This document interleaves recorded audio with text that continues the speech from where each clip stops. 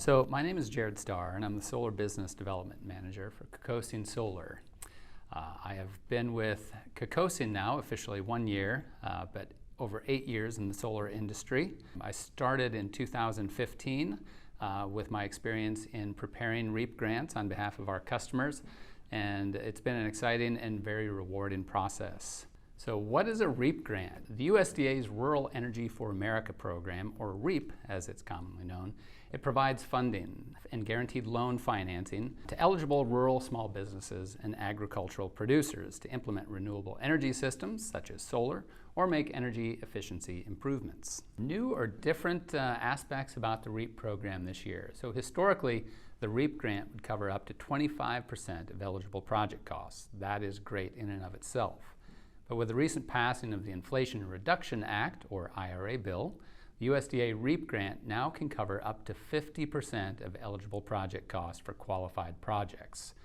Also new is that the maximum grant size has increased from $500,000 up to $1 million. So that means you can implement a $2 million project and potentially have up to half of that covered by a REAP grant.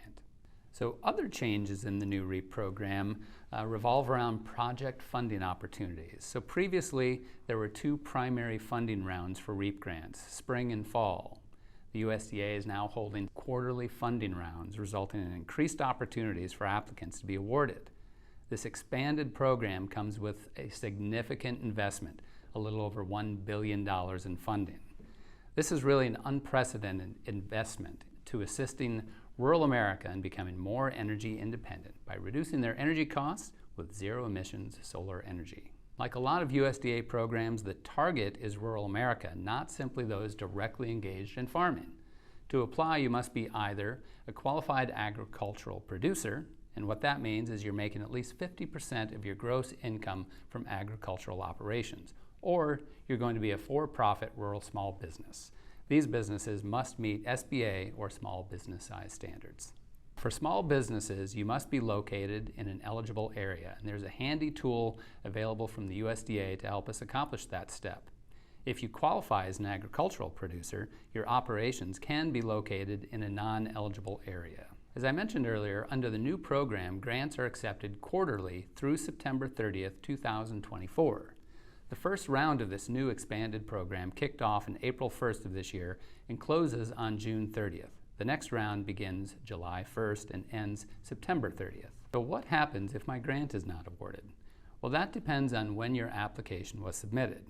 If there are no issues with your application and you simply didn't score well enough compared to other applications, your grant will automatically be resubmitted until the end of the current fiscal year. For the USDA, that means October. So if your project was submitted in June funding round and still has not been awarded by the end of September, you will need to reapply. We can assist you in that process. How much will a REAP grant cover is a common question. As mentioned, the grant can cover up to 50% of the total cost of your solar installation.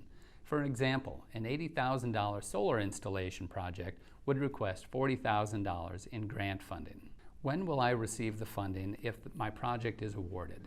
We get this question a lot. This is a reimbursement grant, and funding will occur once your system has been installed.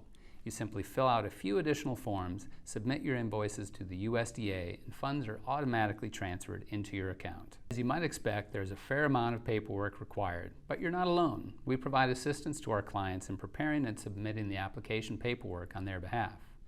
Due to the nature of the information requested, it is the role of the applicant, however, to provide us with all of the required information to submit the grant for you. We can cover all the specific documents during your initial consultation. So solar is a great investment for many reasons. First, it's a hedge against rising electric costs. It's been all over the news recently about the substantial electric rates impacting consumers here in Ohio beginning June 1st. Also, there are other available federal solar incentives, including a 30% federal tax investment credit, or ITC, as well as depreciation benefits. Based on an applicant's tax circumstances and a combined REAP grant and tax credit, that could cover up to 80% of the total project costs. For projects awarded a USDA grant under this new expanded program, we're seeing simple project paybacks of 1 to 4 years. Incredible. When can work begin on the project? Well, this depends. If you're moving forward with solar, regardless of the outcome of your grant application, work can begin on the project as soon as the grant has been accepted by your local USDA Rural Development Office. Alternatively, we can wait to begin work until the grant has officially been awarded. There are some downsides to this approach, however, including delaying the energy cost savings benefits of getting solar installed. Also, you may want to take advantage of the tax credit, which has different rules than the grant and is tied to year-end installation. Since applications are accepted right up to the final days of the funding round, it takes time to review all of the applications. Each application is reviewed for accuracy and then scored.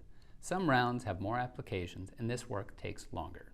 In our experience, however, awarded projects begin to receive notice anywhere from 6 to 8 weeks after the close of funding round has ended, though we've seen it take longer, again based on volume.